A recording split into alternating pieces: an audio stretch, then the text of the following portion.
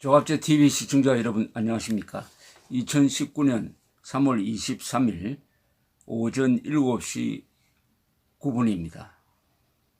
드디어 트럼프 대통령 주변을 겨냥했던 뮬러 특검의 조사 보고서가 제출되었습니다.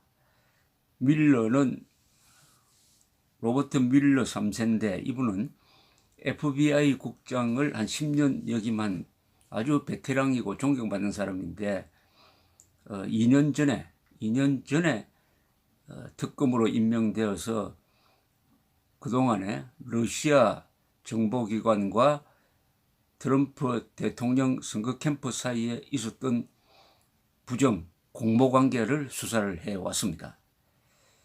지난 2년 동안 트럼프 대통령을 괴롭힌 것이 이 특검이었습니다. 트럼프 대통령은 하루에 한 2번 꼴로 뮬러 특검을 비판하는 트윗을 날리기도 했습니다. 이제 이 악몽이 현실이 되느냐 아니면 악몽이 사라지느냐의 기로에 섰습니다. 그런데 뮬러 특별검사는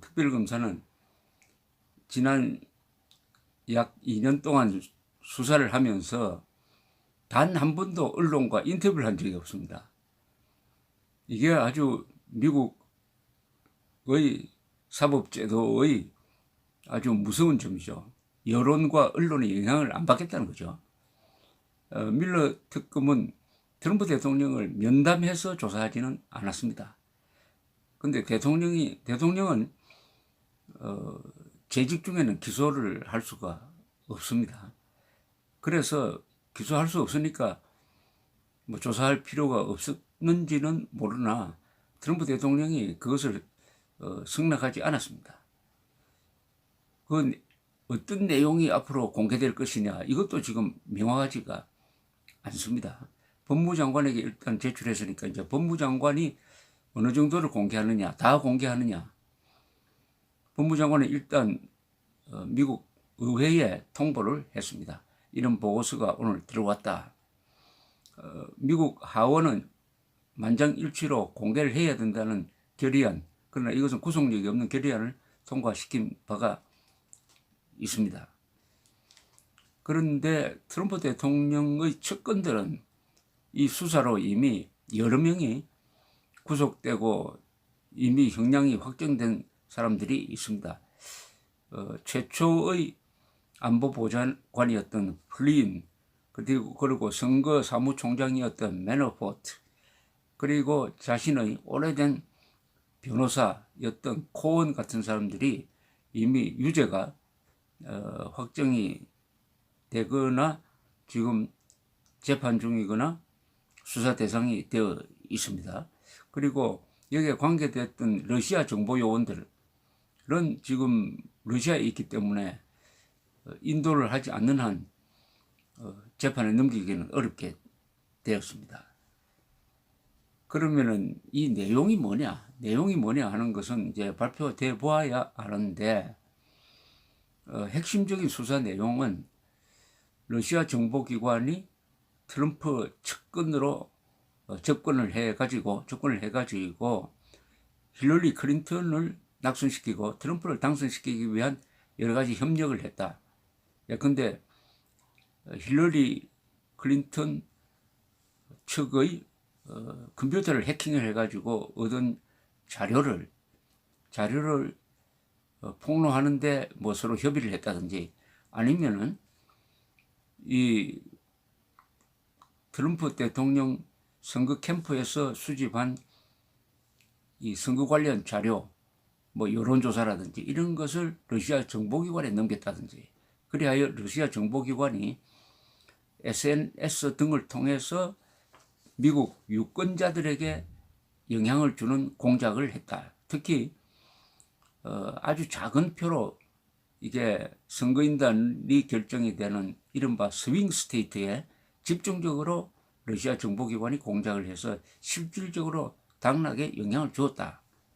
뭐 이런 것도 지금 조사 항목에 들어가 있습니다. 심지어는 FBI의 이 국장 대리를 했던 사람은 뭐라고 했느냐 하면은 밀러 특검에게 넘긴 자료 중에는 트럼프가 약점이 잡혀가지고 푸틴의 말하자면은 간첩으로 포섭되었을 가능성도 있다 하는 이야기까지 전달이 되었다는 겁니다. 일종의 방첩 수사.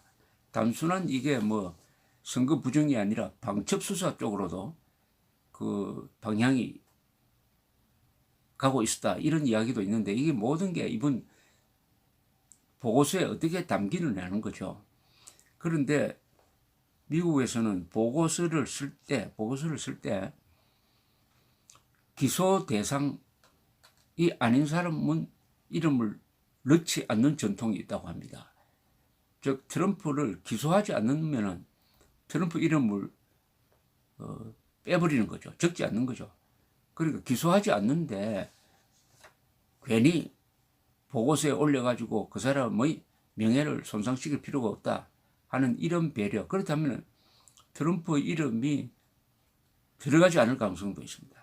그러나 이렇게 읽어보면은 이게 트럼프를 지칭하는 것이라고는 알 수가 있겠죠.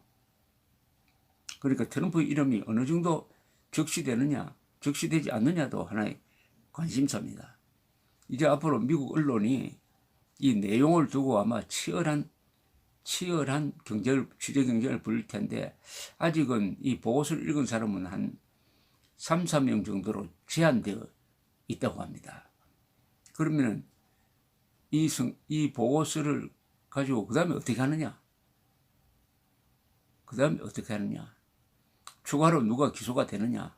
이미 관련자는 수사 과정에서 트럼프 측근 다수가 기소되었는데 또 추가 기소가 있느냐?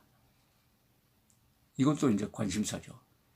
그리고 무엇보다도 정치적으로는 이 내용이 공개된 이후에 민주당이 탄핵을 추진할 것이냐는 겁니다. 탄핵. 그런데 펠로시 하원 의장은 탄핵 추진에는 좀 반대를 하고 있습니다. 뭐 상당히 정략적인 계산도 있다고 봅니다. 왜냐하면 탄핵 추진을 하면은 트럼프 지지 세력이 결집을 할 테고 이렇게 되면은 내년 대통령 선거에서 득될 것이 없다.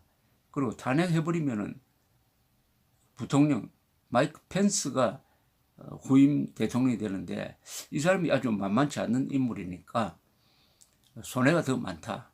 이렇게 판단하는 것 같습니다. 현실적으로 결정적인 새로운 정보가 공개되지 않는 한 탄핵은 좀 어렵지 않을까 하는 이건 저희 판단입니다. 이 푸틴이 트럼프에게 접근한 것은 아주 이게 고전적인 공산당의 공작 방식입니다. 공산당은 상대방의 사령부, 최고 지도자를 겨냥해가지고 접근에 들어갑니다. 그리고 트럼프의 경우에는 약점이 있었어요. 뭐냐? 트럼프는 모스크바에 트럼프 타워를 짓겠다는 욕심이 있었습니다. 이걸 가지고 트럼프에게 접근하기 쉬웠고 동시에 트럼프가 모스크바에서 여행을 하는 동안에 여자 관계 등 약점을 잡았다는 설이 있습니다. 이것은 확인되지 않는 건데 매우 신빙성 있는 설이 있어요. 하나는 약점, 하나는 또 트럼프를 봐줄 수 있는 조건이 있었다는 거죠. 그런데 마이클 코언의 증언에 의하면은 트럼프는 2016년 대통령 선거에 출마를 했지만 자신이 당선된다고는 생각하지 않았다는 겁니다. 그러니까 이 선거법을 엄격하게 지켜야 된다는 이런 의무감도 좀 약했고 오히려 선거 운동을 통해서 트럼프라는 이 브랜드 가치를 높여서 사업에 활용하겠다는 생각이 강했다.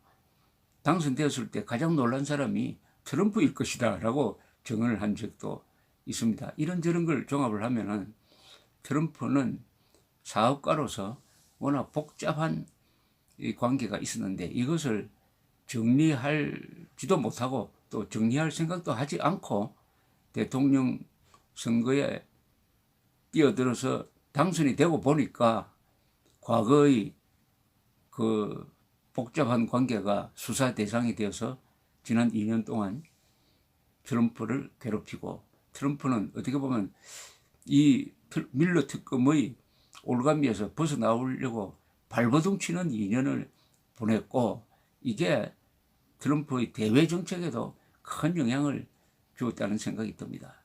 하노이 회담 결렬도 그날 마이클 코언 변호사가 트럼프를 향해서 트럼프는 인종차별주의자이고 그리고 사기꾼이고 칸맨이란 말을 썼습니다. 그리고 남을 속이는 전문가다. 레이시스트, 칸맨, 취트라는 이런 표현을 쓴 것이 결렬에도 영향을 주었다고 본인이 스스로 이야기를 했습니다. 어쨌든 미국에서는 이 삼권 분립이 작동하는, 우리나라와 달리 작동하는 나라니까 앞으로 트럼프의 운명은 오늘 밀러 특검이 법무부 장관 앞으로 제출한 이 보고서에 의해서 결정이 될 것입니다. 감사합니다.